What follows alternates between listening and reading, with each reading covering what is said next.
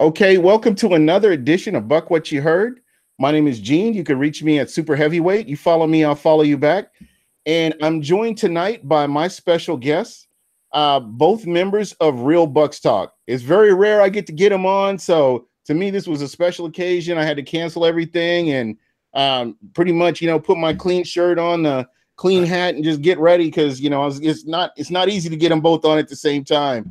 I'm gonna start with you, Mark. How you doing tonight, man? Doing good. Happy to be on. It's been a while. It's been a long damn while, but excited. Yes, it has. So, how are things going, man? What do you got going on with Real Bucks Talk? Well, at Real Bucks Talk, obviously we're doing all the draft pick analysis and breakdown, trying to break down all the tape of every picks 1 through 6. I mean, just really trying to dive into who they are as a player and how aggressive they are, because obviously everyone knows how aggressive we're trying to push this team now. Um, just really, I'm doing all the video analysis, plus doing all the breakdown, writing it down. So pretty much what I say on a video, he's jotting it down and making it for everyone else to read. So I'm just all pictures and he's all the words, pretty much. That's awesome, man. That's great. And my next guest, he needs no introduction, but I'm gonna give him one anyway. Michael Pless. How you doing tonight, Michael? Second half of the Real Bucks Talk team. I'm doing great. It's glad to get the real owner of Real Buck Stock on here. So it's awesome. Yeah, but yeah, I'm doing good. Yeah, Mark tells me what to do, and I listen, so I get it done. Yeah, man. We can't. You're the GM of Buck What You Heard, but there, I guess you're just a kind of an underling at Real Bucks Talk. I understand, man. Those things happen. So, we've had a little bit of time to kind of sit back and look at some of these draft picks. And I know you haven't gotten a look at all of them. And this is a question for either one of you guys. Who stands out to you the most when you look at these guys, top to bottom, everybody that you've looked at so far? Who stands out to you the most that you're like, wow, that was a nice move, getting him here in Tampa? I'll start with that one. Go ahead. You're the guest, man. So obviously there's two that stand out. There's one that obviously you have to stand out. It's the top of the list, Vita Vea. I mean, you get 6'4", 350. That's already going to stand out. Like, that's the biggest defensive lineman we've had here in some damn time. Yeah, like Stevie T doesn't count because he was a 6th round pick. Come on. This man is an athlete at 350, and he can move not as well as Joe McCoy. Everyone wants him to compare him to Joe McCoy. I don't know why the hell they're doing that. This man's a different animal. Compare him to Nagata, which is the most similar comparison, and you got almost a carbon copy. Like, think about what the hell you can do to two people, pushing them back, and what the hell that does to Jerry McCoy. It makes him that much better, and like almost immediately a 10-sack guy. Not to mention Vinny Curry, JPP. But that's immediately my first, holy crap, we got this guy. The other one is a favorite of mine, is Jordan Whitehead. I've talked about him since early last year. Like, I was like, this is a guy that we need to look at. This is actually a good safety, because obviously we always talked about safety was a weakness. Jordan Whitehead was a safety I really liked because of his aggressive play and how he's always around the ball. And to get him in the 4th round, that's a steal for me. And like, his cousin's Daryl Revis. I mean, obviously he knows some football from Aliquippa. How many more positives can you give the kid? Well, let me ask you this. I mean, when you look at his film and you just kind of watch what he's done, what stands out to you the most that you see that would translate to the NFL? Jordan Whitehead? Yeah. I mean, just his aggressive nature. Yeah, he has a smaller body. I called him like a poor man's Buda Baker. Do not say he's Buda Baker. Because, I mean, Buda Baker to me was on another level. His awareness was off the charts. And like his put his foot down and go was immediate lightning. But this guy isn't far off. And to be 4th round pick, just because of his size, either way, he produced whenever he was on the field. As a freshman, he had over 100 tackles. I mean, yeah, he didn't pick the ball off a lot, but we're really going to ask him to do that. Like, he's not going to be our deep free safety. That's going to be Evans.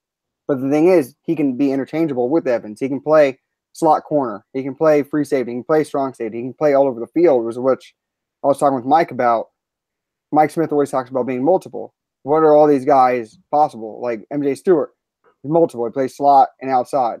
Jordan Whitehead, slot, he can play slot, safety, both safeties. And then another one I really like, Vita Vea. Obviously, we can be a 4-3 with him and a 3-4. So you can throw guys all around. The offenses can't get used to our defense. Multiple, right?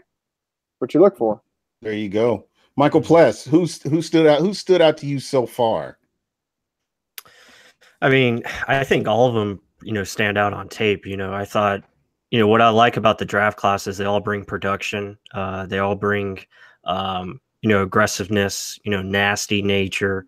Guys that just want to be great. They all have that right mindset. They want to get better, and bring that kind of mentality, that winner's mentality, which I like. But as far as standing out, I would have to go with Alex Kappa. I mean, I like what he brings. He's a very smart player, but also, he's going to fight you. So I just like how he never gives up on the play. Always, in the right position as far as technique. And he understands football. He understands blocking assignments, and he understands what he's supposed to do. So I like that about him. He really stood out. Obviously Ronald Jones, his tape is just ridiculous. His production that he put up, I think he almost had close to 2,000 yards from scrimmage at USC. So the numbers that he put up was ridiculous. Great player. Reminds me of Jamal Charles, kind of Chris Johnson type. Just dangerous. I think he's probably the most dynamic back we've had since probably Warrick Dunn, which is saying something. So I think both of those guys really stood out. There you go. And I think for me, Ronald Jones is he's a guy that I've been very excited about. Again, I'm kind of optimistic, kind of taking a step back to see what happens. But he's somebody I hope that this is the home run hit, getting Ronald Jones as a running back to go along with our other running back, the committee that we have. So which kind of remains to be seen what will happen. And again, folks, this roster is fluid, as they say at Real Bucs Talk all the time. This roster is fluid, so anything can happen. I'm not even saying this is what the final roster is going to look like. We're just going to have to wait and see what happens and see who starts. But I like the competition. And the one thing that I've noticed, there are a lot of positions right now for the Tampa Bay Buccaneers that are open that, you've got players that are vying for that starting spot. Mm-hmm. Would you guys agree with that? On offense or defense? Just in general. I'm just talking about on both sides of the ball. You're going to see a lot more competition in certain spots because you want the best guy on the field. Oh, of course. I can name off plenty of positions, but you're definitely right. Look at guard. The coaches are wanting Kappa to play. He was a 3rd round pick. You may not think that's high, but for how Jason Light guard or judges small market or small division teams like Ali Marpet, he already knew he was going to be good. It's not like he was guessing. If you draft a Division III, was he football player that high? He's going to be good. D2, wasn't he? Was it D2 or D3? I think it was D2, but D2, okay, same but thing. either way, that high, that's a high pick for such a low caliber player, right? And he already knew he was going to be pretty good. So Kappa's a left tackle, being pushed to guard again. So obviously he knows something, and he likes the way this guy plays. And obviously I like the way he plays. He's aggressive as hell, and he knows how to, like Mike was saying, technique wise, he knows where to push a guy, not just to push him, but to angle him so it's better for the play itself. But guard, look at safety, like I was just saying with Whitehead. Defensive tackle, we all thought Bo Allen was going to be our starting defensive tackle. Now it's Vita Vea. So everything's going to get better and better and better. Noah Spence is now a backup who's a starter. I'm naming defensive spots, but also guard and wide receiver. The offense is set in my mind. It's literally coaching. That's the rest. That has to do with that one. Yeah, and while we're talking about that, I want to get your thoughts on because I've talked with Pless. We've heard what Pless had to say about the coaching. What are your thoughts? What do you think? To me, do you think it's possible for them to make adjustments and turn things around? Is it possible? It's needed. It's not. It better be possible. Obviously, is it Cutter telling Winston to always look deep, or is it Winston literally just staring deep and not looking at the cutoff, or not the cutoff, the man under, like the short pass. Like, come on, you got to find the happy medium between the two. Like, I am one of the crowd that think it's Cutter just always forcing deep balls, like throwing deep routes and not giving enough short routes. But it's true. Winston needs to be able to be the game manager and call something shorter. If it's not there, immediately dump it. Like, you can't keep holding on to the ball, and especially with all the weapons you have damn around you now. Like, there's a weapon everywhere.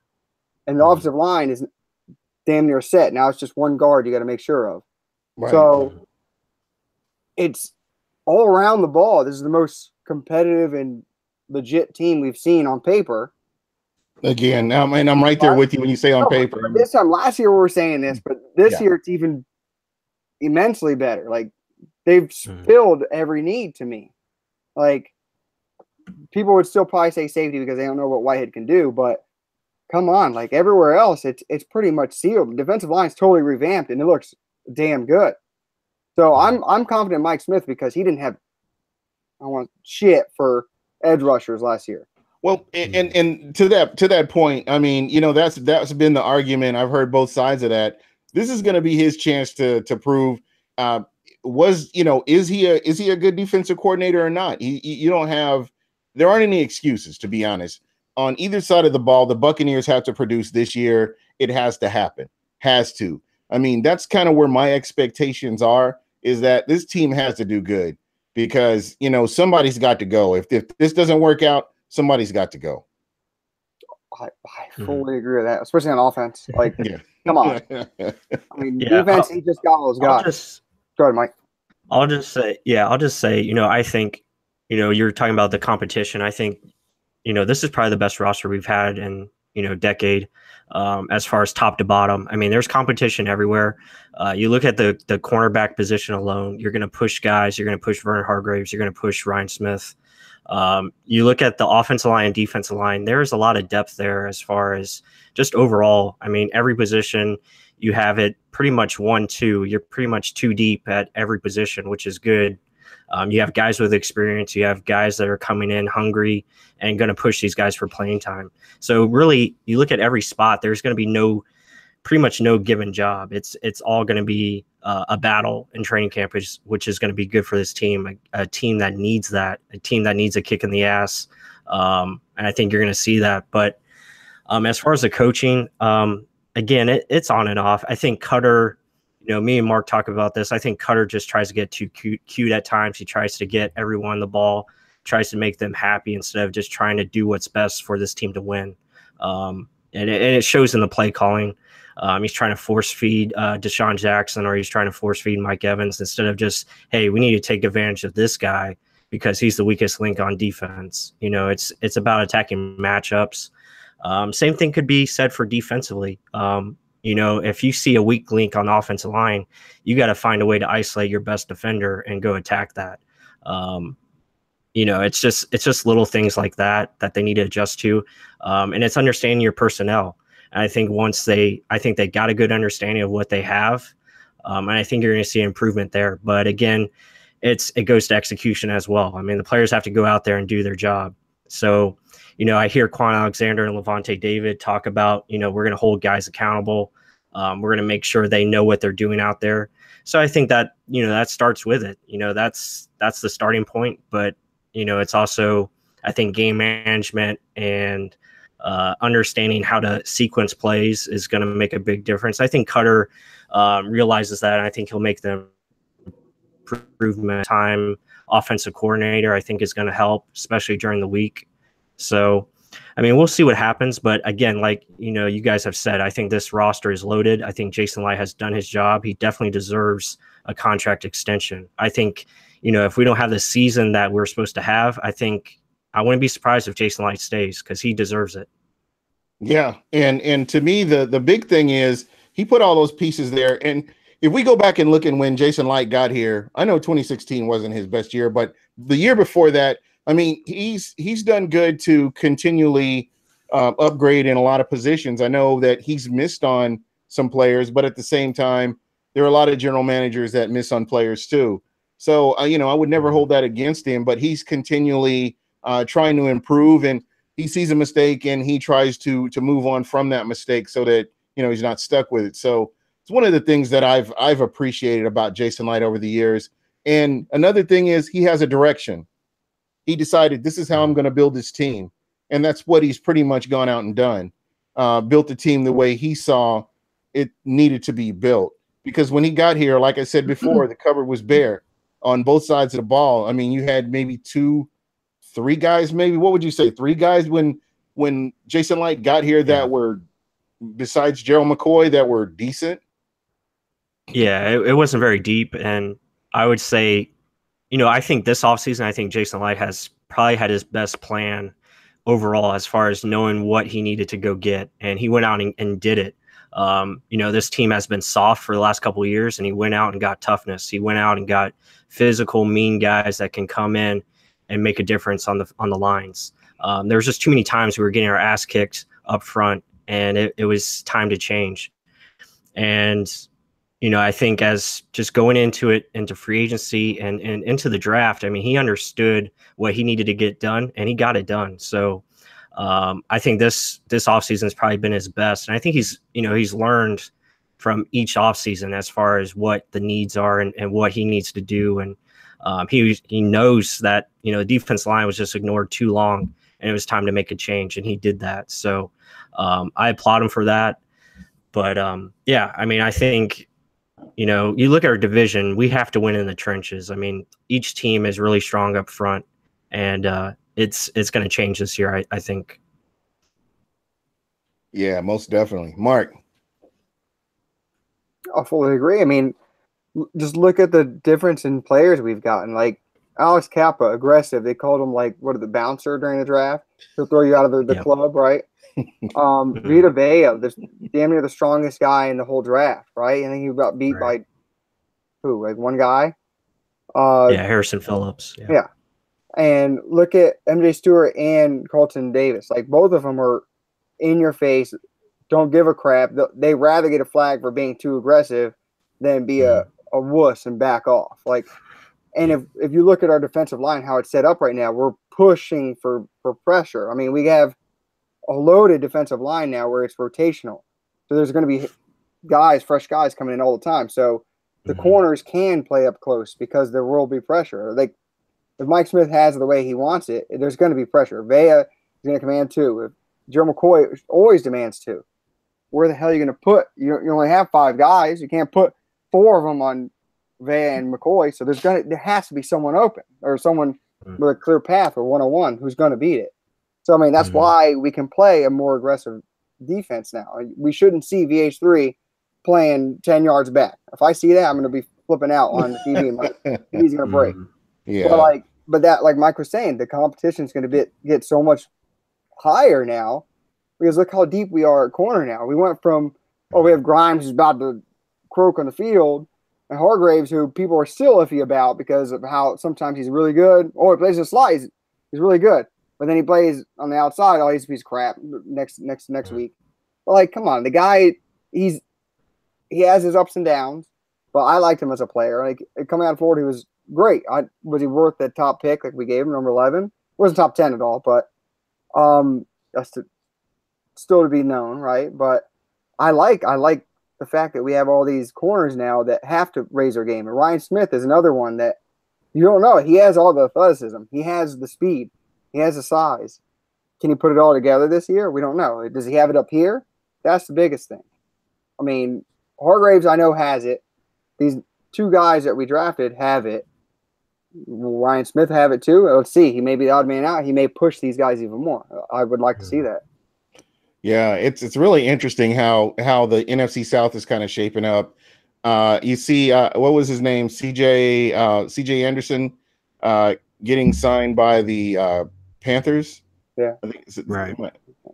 And that might be a nice move for them. And then on the other side, in New Orleans, you've got Mark Ingram, who's got his own issues right now, and it's a possibility that he may miss some games because of PD. So again, a lot of different things can happen between now and the first part of the season.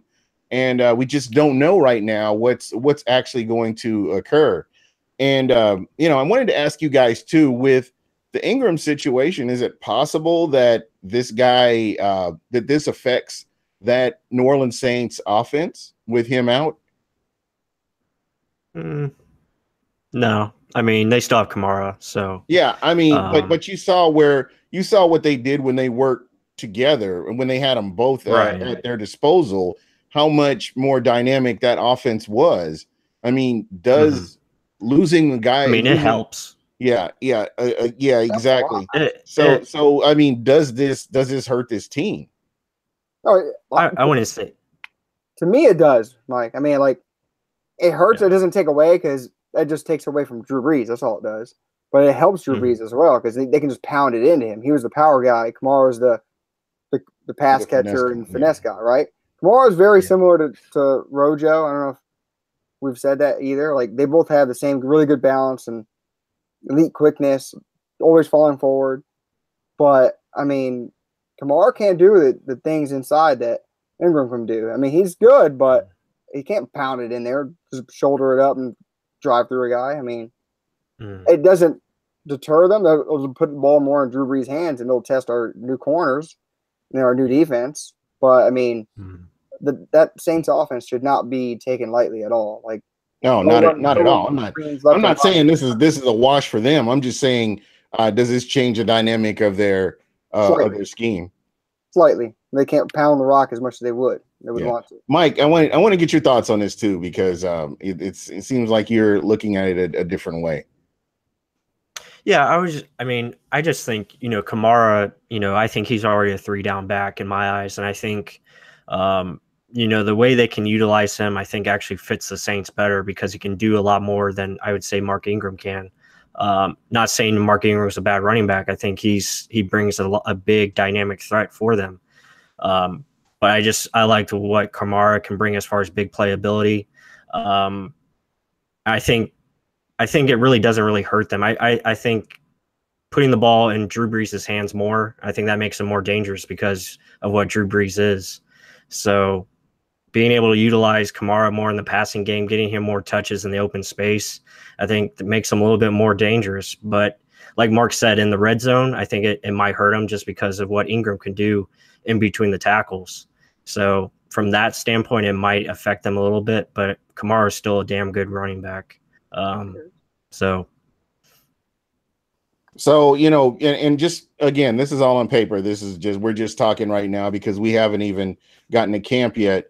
But just with what the Bucs have done, does the game versus the Saints look different now? I mean, without an Ingram in there, I mean, with this defense and what Jason Light has put out there, if everybody plays like they're supposed to, I mean, when you get them out on the field, would this? Because last year we all know that the Bucs could not stop the run at all, and that was a liability in a lot of games that they lost a lot of games because they just could not stop the run. And I think for them to go out and do what they've done, bringing certain players in and bolstering that line, I think that kind of changes things from this doesn't, as you mentioned earlier, Mike, this is not the same team we saw last year. We can all agree on that. Right. It's not the same defense that we saw last year. So, even if one out of the two guys, shows up and plays like they're supposed to, this is still an upgraded defense over what we saw last year. Would you agree? Wait,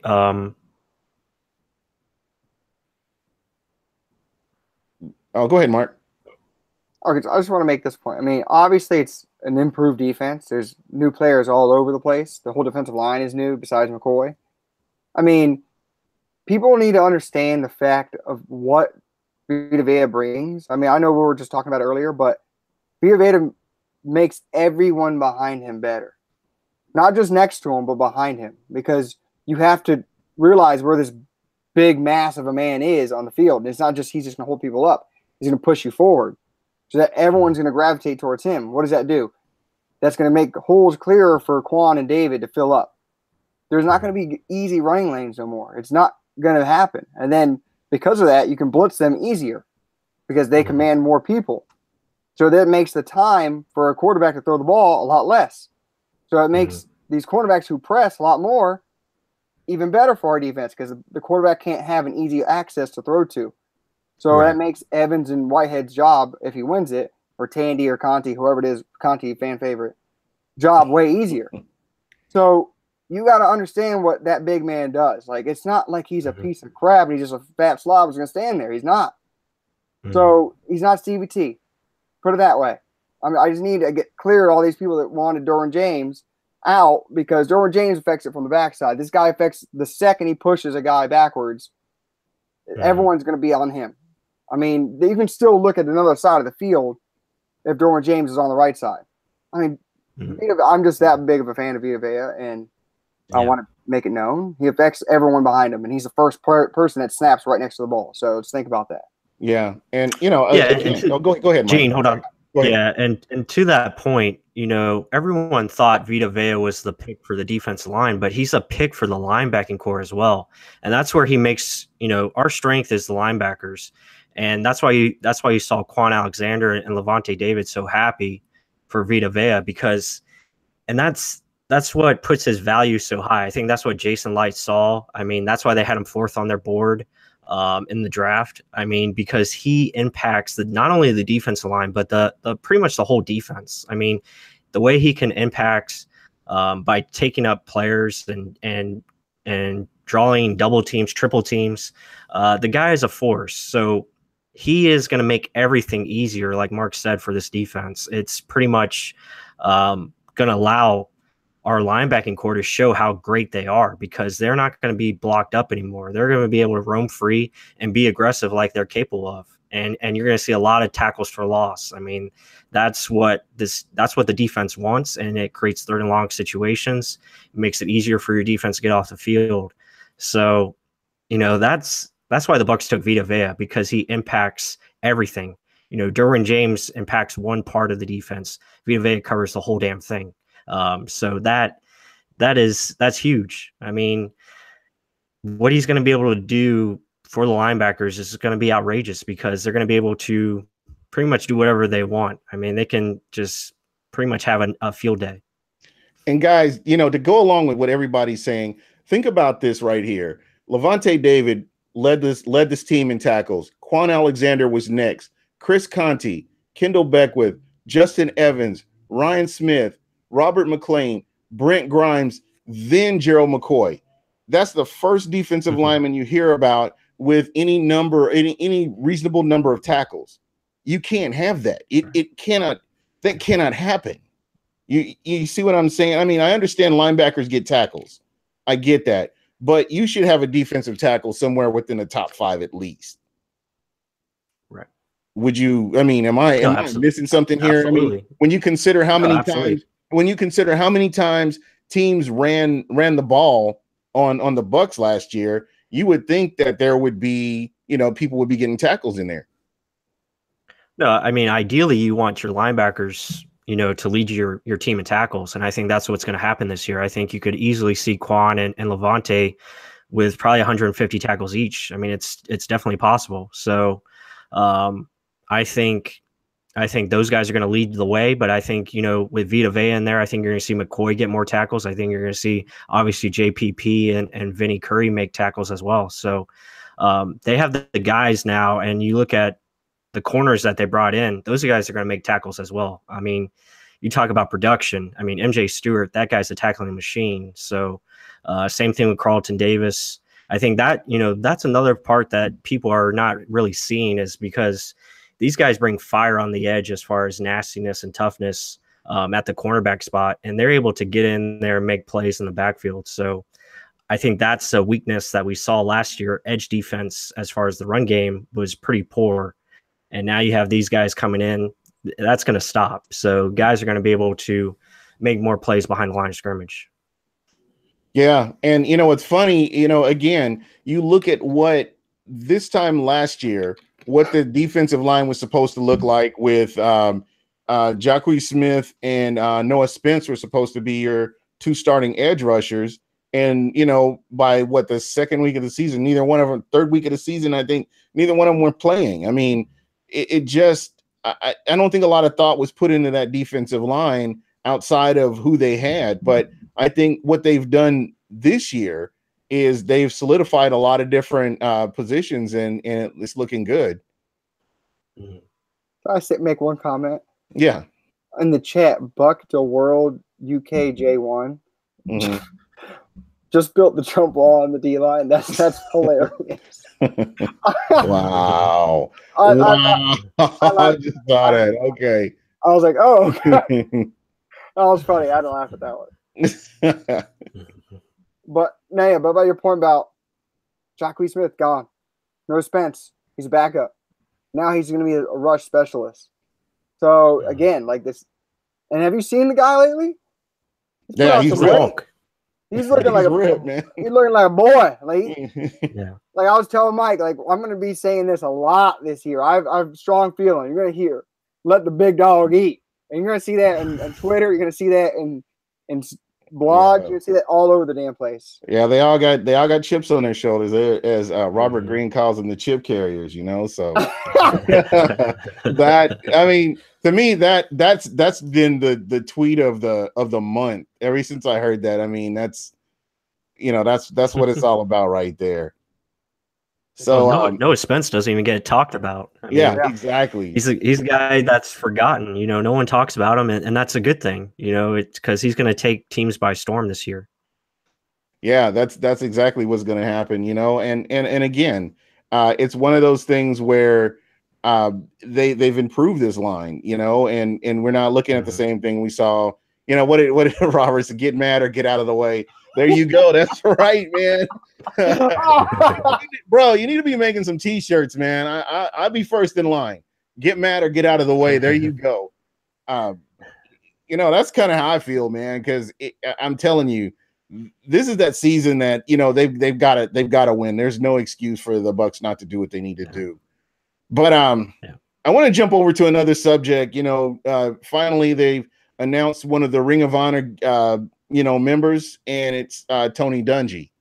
And it's really interesting, especially when you talk about the Bucs community, how people feel about Tony Dungy, and then you can't help but hear about John Gruden. And to me, I think they both have a place in Bucs history for what they've done. I look at the Tampa Bay Buccaneers from the 80s going into the early 90s, and I tell you what, man, playing against Green Bay used to show up at Houlihan Stadium all the time, and they would just like pack it out. The Minnesota Vikings were another team that used to play at Houlihan Stadium all the time and just pack it out. And then a lot of things happen. You had the general manager comes in, Rich McKay. I don't know why I dropped his name there. Rich McKay comes in. They get some draft picks. They make some moves. They get rid of Sam I Am, and they bring in Tony Dungy. And I tell you, Tony Dungy comes in with a different mentality. And the fan base doesn't realize how vital Tony Dungy was to the progression of the Tampa Bay Buccaneers. I know a lot of people, like the page that we're on Facebook, a lot of the people that answer the questions, they came into being Bucs fans around the late 90s, about the time that Tony Dungy was the head coach, right before, he was fired, and they brought in John Gruden and won that Super Bowl. So a lot of people were just starting to become fans that I believe if there was no Tony Dungy, I really believe that, this is one of those times that there would be no serious fan base, to be honest, just based on how he turned things around.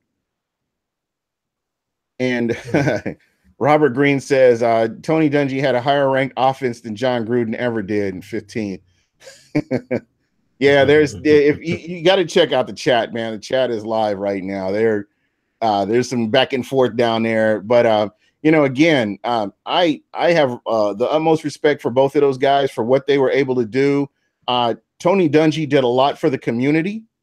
And, I like what he did. I like the mentality that he had, the direction he had with his team, bringing in that Tampa 2, which was a variation from some of the Pittsburgh Squealers and what they were doing, and that cover 2 defense. And he put something special together. And there are teams right now that still use it. So, he's just played a big part in all this. What do you wanted to get your thoughts on this? I mean, also, look, Tony Dungy got everyone to follow him, buy into everything he did, right? Like, even like I was saying earlier to you, like when Warren Sapp bought in, he was just such a crappy person. Like, as in general, as a person, he was bad. Player, he's great, but as a person, he was just bad. And Tony Dungy got all these guys to come together for one man goal, and he was a peaceful, God-loving man, and he turned this defense into a nasty, mauling, you ain't gonna get by us defense. Bend but don't break, but we'd break you. Like, I love Warren Sapp putting the finger up and knocking the crap out of Kurt Warner. That's just me. But I mean, the thing is, like, look at all the people that Tony Dungy not created, but like got into the limelight. Like, look, the tree. Like, right. Like, what was it Lovie Smith, Joe Barry, Mike Tomlin, Rod Marinelli, Monty? Like, all these people that they're still big names in football. And that they all came from Tony Dungy. I mean, they will all stand by his side. And he was that good of a player. Like, I think I was telling you earlier, like, I'm surprised Tony Dungy wasn't before Gruden, considering the impact he had in this whole Tampa Bay area. Like, I would think he would have been there before Gruden. Even though I love Gruden too because he got us the championship, but Tony Dungy was a staple here. Yeah, and again, I'm not mad about one guy going before the other guy. It is what it is. I'm just glad to see him in there. Gruden did bring a Super Bowl to Tampa, and I think that's kind of where I'm guessing that's why the organization decided to, do him first or have him in the Ring of Honor first. But of course, Tony Dungy, what he was able to accomplish was amazing. And I think one of the biggest Tony Dungy moments for me was, as I mentioned before, September 1st, 1997, when the Buccaneers played the San Francisco 49ers. A little backstory. I had a lot of friends in Tampa who were at one time or another so-called 49er fans. And this was during the late 80s, early 90s when the Niners were doing good and they were balling out. And at the time, this was when the year before the Buccaneers started out 0-5, and it just, everybody was sleeping on them basically. And they ended up winning that game 13-6. And you see, Steve Young ends up with a concussion, and Jerry Rice is on crutches. I mean, Warren Sapp was just a freaking monster. And, that it's that defense that, Tony Dungy helped implement and really get pointing this defense in the direction to where they started. I think that's where I started noticing how nasty they really were when they were able to go in and handle a team that was supposed to be a Super Bowl contender at that time. I mean, just looking at Dungy's, like, how the team always got better. That was the biggest thing to me. Like, yeah, if you're a coach, coaching to me is like if you keep getting the team better and you're stabilizing the whole unit, not just an offense or not just defense. Everyone together has that one main goal, and they're going to get better every year. Like, Dungy had one losing season, and the rest of I think it was his first season there. Right, and he just got better and better and better. I mean, maybe he had some 500 years, but like, he just got better, and the team you knew had a chance every year with that defense and how he played, like, turnover-free football. Just don't turn over the ball, play hard defense. It worked. It worked every year. I mean, that's what the Kansas City Chiefs do. They're always in there, always in position to win. Yeah. So just don't be an idiot. Take care of the ball, play great defense, and you're going to be there. Yeah, most definitely. Simple plan. Don't keep it simple, stupid, right? Yep, there you go. Pless. Yeah, I mean, my main thing with Dungy is, I mean, what he did was create a culture. I mean, he brought to the winning mindset. When he spoke, everyone listened, everyone bought in. He demanded respect, and I think that's that's what I loved about Dungy. He could go into any room and speak, and he'd grab everybody's attention. And I think that's what made him such a great coach. Like Mark said, I mean, we started years 3 and 4. Pretty much every season we were like 3 and 4, 4 and 4, and we end up making the playoffs. Just go on these runs where playing our best football when it matters. And that's what I loved about Dungy's teams. I mean, they always find a way to just get on a roll. Unfortunately, we couldn't, extend in the playoffs, but I mean, he just demanded respect, and he always got the best out of his players. And that's what I liked about him. As far as, he just had an identity. We knew what we were as a team. We're going to play strong defense. We're going to pound the rock with all starting work done, and we're going to find a way to win games. It could be 6-3. It could be 35 to 31. It could be, however they had to do it, they were going to find a way. And that's what I liked about him. He demanded greatness from his defense. And I think that's what unfortunately cost him, because he didn't demand the same on offense. And that's why we went to Gruden, and Gruden eventually won the championship because he demanded that same from the offense. But, I always respect Dungy as a man, because what he brought to this franchise and what he brought to this team. I mean, he laid the foundation down into what they were, and hopefully one day will be again. And I think we're on that path. Yeah, he brought respectability to the Tampa Bay area. I mean, there was no more yuck and ears for, the time that he was there. It was all about, hey, let's get out there and let's win this. And then when you saw how this defense evolved into what they became, it was just incredible to watch. Yeah, absolutely.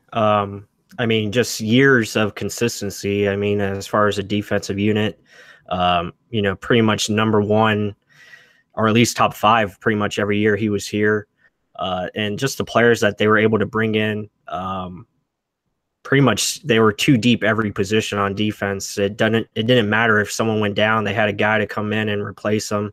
The rise of Rondé Barber and Brian Kelly, Donnie Abraham, I could go on, but the guys that they had were they always knew what to do. I mean, they were smart in how they played. And they always drafted well as far as finding that next guy to take that guy's place. So I like that. I mean, I respected what he did, and we'll never forget it as Bucs fans. I mean, that will always be in the back of our minds, because it was something to watch. It was exciting. It was a great run. Yeah, let's see. Robert Jonas said, give some credit to Sam Weish. How about we give some credit to Rich McKay? That's the guy who did the drafting. Sam if he were that guy, he would have stayed, and he wouldn't have gotten fired. So, again, Tony Dungy, what he did, he came in at the time that he did, and he took the players that were there, and he moved this team forward. Again, we've seen the Bucs at their worst, and with Tony Dungy, we saw them at their best. Mark, you there? Oh, okay. I thought you'd fallen asleep or something, bro. No, you're all quiet. Oh, you're all quiet over there, man. Just checking on you. I'll take it. I've been talking too much. So that's, I don't know, man. That's just my thoughts on it, man. I thought that he was truly a difference maker, in my opinion. And again, he's one of those guys that he deserves his spot, in that Ring of Honor. So while we're talking about that, who would you guys like to see in the Ring of Honor? I'm just kind of curious about this. The chat is lit right now, bro. I'm trying to focus on this, but the chat is just like, I keep getting drawn away like that car wreck that you can't stop watching. Strong as oak. That one got me. But you were saying what? Who else should be in the Ring of Honor? Who would you guys like to see in there in the Ring of Honor? Well, there's gonna be Rondé Barber. Yeah. I I mean, there's gonna be a lot more soon. Now, are they Simeon doing two players, or are they just doing one player every? Because that's, I don't know, two players. That's a lot, to be honest. I mean, I guess. Yeah. Last year was just Gruden, right? Gruden, John Lynch. No, not John Lynch. Was it? No, Malcolm Glazer. Malcolm Glazer. That's right. Oh, okay. Yes. Yeah, there's Shooter and Stash. Talking about Simeon Rice. Yeah, you know what? That's a guy. I would definitely get behind that. I'm still pissed off that he's not even in the Hall of Fame, which really bothers me. I just can't get past that. I can't take the Hall of Fame seriously anymore. Robert Green, Hardy Nickerson. Yes, I can get on board with that right there as well. Culture right there. Yeah, let's see. Robert Green, last 3 seasons, 2 people have gone in. Yeah, that's correct.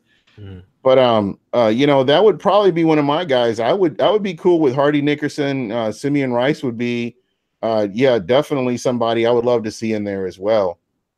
And somebody that I know it'll never happen because of his stats, but I'd love to see Ricky Bell in the Hall of Fame. I mean, in the Ring of Honor. I just thought that he was a special player, and I don't know. He's one of those guys I'd love to see him in there as well. Rice should have been in there a long time ago. Yeah, that's a painful argument for me. I just don't see how he's getting excluded. And I've talked to some different sports writers who said that basically his time will come. His time should have come already.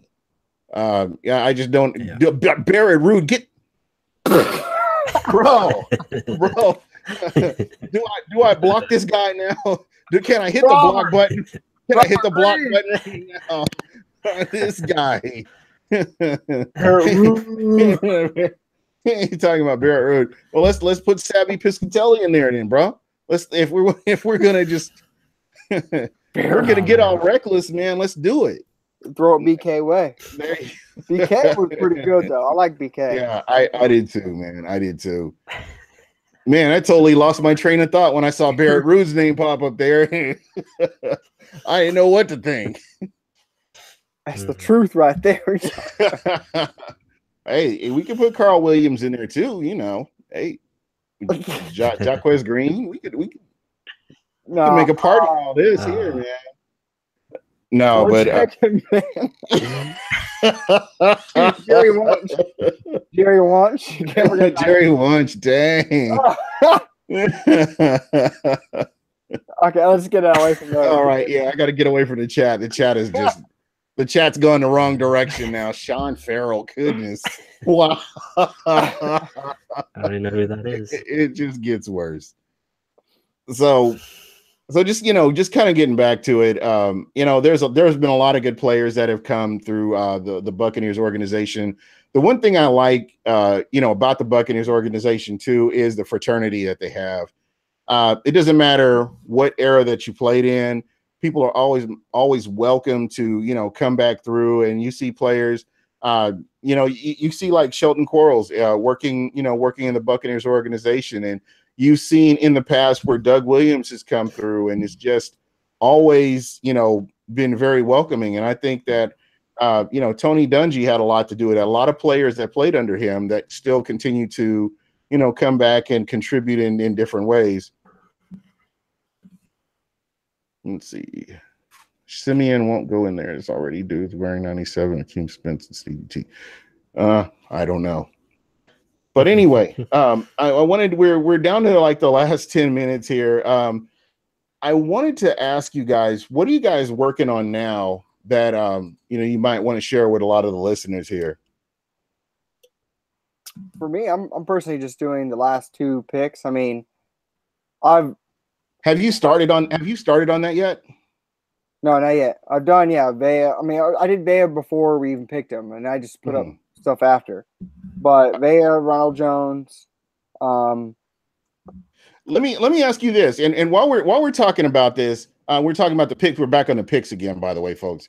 The cornerbacks. The cornerbacks are not getting any love. Neither. I mean, if you're on Twitter. If you are in some of the chat or some of the rooms or the groups on Facebook, The two cornerbacks are not getting any love at all, and I think a lot of that is attributed to the fact that people don't know who they are and they're not familiar with what they've done. But just kind of put yourself in a GM position, and how do they fit into this defense? How do these two cornerbacks fit in? Let me jump on that one. So everyone knows Carlton Davis because he has plenty of tape you can go over, and he is who he is. He's very lanky. He's very aggressive. He's going to get in your face. He's going to get flagged, but he's not going to let someone beat him right off the line. He's going to get his lanky ass arms on him, and he's not going to let you just go. So that's why you got to love Carlton Davis. MJ Stewart, on the other hand, there's not a lot of tape on him. There's like one game on him that I found. That's why it's kind of hard for me to kind of break him down. I'm going based off his production and stats, which is insane. Like Mike was telling earlier, like he has had 199 tackles, 41 passes deflected, 6 interceptions. This guy's a production machine in 4 years. And like everyone, when you hear all the stuff about him, he's a easy captain in North Carolina. Everyone trusted him. Like he was the heart of the defense. Like that stuff that you don't just say about any player. So you got to take that as well as with his production. But I mean, there's a reason why he was a second round pick, right? So, and he was taken over Carlton Davis. And yeah, I believe it's because he's multiple, not just because he's a slot corner, but he can play outside, inside. He's very aggressive. He's great at blitzing. I was watching some of the tape on him on that. He's really good at blitzing. And he's just quick off the line. He's very aggressive, just like Carlton Davis. So I think we're moving towards the defensive line is going to get pressure. You want your corners to be in the wide receivers' faces. So there's no clear alley for a quarterback to have an option. There's no more laying back. If we see 10 yards back, something's not going right in this defense. Like I think we're going to be a very, very aggressive defense this year because we have the personnel to do it. Now again, when you talk about players playing 10 yards off, is that something by design, or is that something? Do players have a say so in how that happens, or how does that work?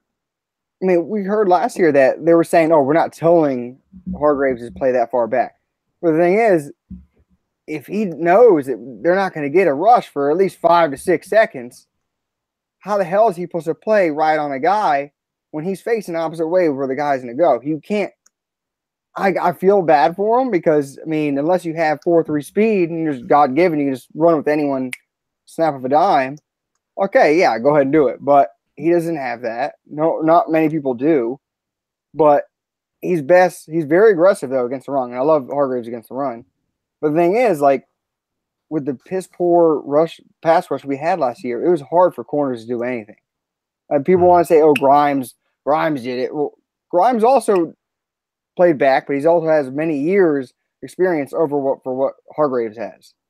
So, I mean, that plays a huge role in it. But, I mean, these guys can play a total different brand of football this year because of that defensive line. And that's the biggest thing I want to get across. I mean, you're going to see a different type of corner this year, not playing 10 yards back. Yeah, I'm hoping and praying for that as well. Michael Pless. No, I agree. As far as the corners that they drafted, MJ Stewart I absolutely love just because of his versatility, his ability to play zone or man. I think is pretty impressive. He's got natural instincts as a corner, and I think why the Bucs took him over Carlton Davis like they did. The slot corner is a very valuable position in this league now. You have teams that are going more to 3 and 4 wide receiver sets.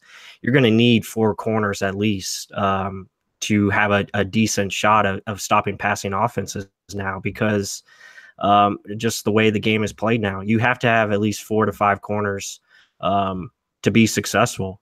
And I just like what they've brought in as far as MJ Stewart can be versatile and he can play that slot, or if you need him to go outside, he can do that as well. And it's going to challenge Vernon Hargraves. So, like we said earlier, the competition that it's going to bring, I think is being underestimated because it's going to push these guys to be the best they've been in their careers. They can't just, hey, we got a job. We don't have to fight for it. We can just go out there and coast. There's no more coasting out there.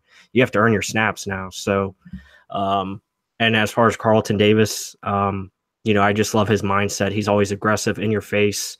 He's going to bring it, and he's going to let you know about it too. So I like that. And I think, like Mark was saying, as far as scheme wise, I think it's more designed because I think Brent Grimes is more comfortable playing, 10 yards back or however many yards he wants to play back, because he's a better zone cover corner. And He likes to have he likes to have his eyes facing the quarterback, so he can, jump routes. But the beauty of it is now, since we have a pass rush, or at least we think we're going to, that's going to be easier for these corners to jump routes, because they're going to be able to be aggressive, like Mark said. So, we're going to be able to play that short area quickness game where plays to the strengths of Vernon Hargraves, who can come up and be a little more aggressive, play press if he needs to. Same with, Davis and Stewart. So I think it all goes together, is what I'm trying to say, of what we've improved defensively along the defensive line, but now adding corners who fit that aggressive nature that Mike Smith wants to play. I think it's going to work out. Yeah, and again, no excuses, and everybody's got to play. So we'll see how this works out. Anybody that you can think of that might be on the bubble, or are there any players that are in a position that they couldn't possibly not end up on this team? Anybody that you like off the top of your head that you think about? Breezy. Or do we need to get closer to camp to get a better idea of that? You need to get closer. Well, me, Sweezy, but go ahead. Yeah, I would say, Sweezy's probably the logical choice. I think, just looking at the cornerback position, I think, like we've been saying earlier, I think Ryan Smith is on the hot seat. I think VH3 is on the hot seat. I think guys like Maurice Fleming, who's no one's talking about, I think is going to challenge for that 5th spot. Javian Elliott is definitely on the hot seat. He's got a lot of competition at nickel. So, even at the safety position, I think, Keith Tandy is going to have competition. I think Chris Conti, same thing. All those guys are going to be pushed. So I think there's going to be there could be some surprises, I'm going to say. I don't think Jacquizz Rodgers is a safe bet either. So it's going to be interesting. Yeah. Another guy that comes to mind is Charles Sims. Is Charles Sims one of those guys? I know they re-signed him, and I don't know if that was just for depth reasons, or do they actually see him fitting into this offense this year? But I'm not going to sit here and pass judgment. That maybe they see something that we don't. But again, that's one of those moves that I looked at Smith, and I was just like, wow. I'm kind of surprised that they kept him. But Robert Green saying Smith is making it okay, or Sims is making it okay. I'll roll with that. Let's see what happens. And again, Darth Vader, bitch. Let's see. I don't think Vernon is on the hot seat. It's only his 3rd year. It's a great point as well. You just never know. So that's definitely a great point. This is his 3rd year, so we'll see if he makes improvements or not. But again, like you said, these guys will be challenged, and that's the name of the game: getting the best 53-man roster on out there to produce. So that's something that I'm definitely looking forward to. Well, like what Robert Green's saying in the chat, Sims is making it because of no obligation to Martin. I can actually see Sims making it based only on the fact that you got to keep number 3 up, right? Ronald Jones' biggest weakness is his pass blocking. You'd love him as a runner, but he's got to learn how to protect number 3. And you saw what happened to McNichols, how he was getting yelled at left and right. McMuffin, he didn't have it from the neck up. Yeah. Yeah. So, I love the guy's heart and everything, but still, like, he didn't show much of that as a pass blocker. So, I can see it's going to be tough between Quiz and Sims, but I can see Sims making it because of that and be another pass catcher, another 3rd down back. Yeah. I just hope he can stay healthy this year and, make it all the way through. Again, that we had a podcast about this a couple of weeks ago. We were just talking about the players that the Bucs have brought in, but they can't stay healthy and help this team win. And, I like a lot of the picks that they've made. if you look at the majority of these guys, they haven't really had a lot of injuries to speak of throughout their careers, whether we're talking about free agents or some of the college players. So I'm excited about that. It's something that I'm actually looking forward to. Mm-hmm. No, I agree with that. You know, I think the running back position is going to be strong. I think I like the four backs that they have currently. You know, and I know Cutter likes to roll with four backs, so I think you're going to see a committee to begin the season. I think certain guys are going to have their roles, but you know, my main thing is just there's going to be competition everywhere, and that's what I'm trying to preach here. Is because I think too many times last year guys were just there's just too many free passes, if I want to say. I think guys are going to have to earn their playing time if they want to be out there. And what that does is it brings the best out of everybody. And I think that's what this team has needed. And we're finally going to see that. You know, Yeah, there was no depth. Yeah. I see what you're saying. There was no depth in certain positions, and guys just kind of got in, and because they were the best at that position at that time. That's all they had. That's all they had. I can't say the best, but yeah, that's what they had. So that's what they were working on. Defense, right? Yeah. Jude was here. Jude Ajibarima, yeah. You haven't even heard of him, and he was there. He was playing. He just got hurt. Yeah. And let's see. We'll have to see what happens with him. Well, guys, unbelievable, but it has been a whole hour. We've been talking Bucs football. Talked a little bit about Dungy. And we talked about the draft picks and got you guys' ideas on how this works out. Oh, did he just dip out on us that fast for real? Wow, bro, he just smashed out like that. But anyway, yeah. So give me your final thoughts, and we'll roll up out of here. Yeah, man. You know, Real Bucs Talk. We're just breaking down the draft picks. We got you know, Ronald Jones up, Vita Vea up. So I'm going to get into more MJ Stewart probably tomorrow. And just looking forward to it. We're going to break down every pick and just keep it going. And just looking forward to the offseason. We got rookie mini camp coming up this weekend, which will be fun. Try to hear from some of the rookies. So try to get some news out on that. But yeah, just getting ready for the season. We got a lot of good ideas and a lot of good things that we have in store. So we're just trying to get bigger and better. And super heavyweight, we got the podcast going. So we're ready to roll, man. That's right. The GM has spoken. All right, Mark, I see you made it back, bro. I thought you dipped out on us. Give me your final thoughts so we can roll up out of here. No, yeah, like what Mike was saying, we're literally following up on all the draft picks, really breaking down everything. So showing people what the pick really was, not just, there's a player that, he ran a good 40 time, bench press this, what he actually does on the field, and what he brings to the Bucs. It's not just highlight reels, right? You want to show the little things. That's what I always get into. Like, who looks into an offensive lineman? Like, you don't look at highlights for that. Like, I do that stuff. Like, I love doing that. I'm a Bucs nerd, and I'm obsessed with it, and I'm going to keep bringing it out, and we're going to keep showing y'all because that's what we like to do. And Bucs are in our heart. I mean, that's what we're going to do, and I love doing it. So we're going to keep pushing out videos, keep pushing out blogs, and I hope you all like it. That's right. And guys, thank you in the chat. You guys were great tonight. That was as entertaining as this show was. Just following the chat. Again, every week you guys bring it in. I really appreciate it. Robert Green, this guy, if you can follow him, be sure to hit him up on Twitter. He's great. He's a great follow.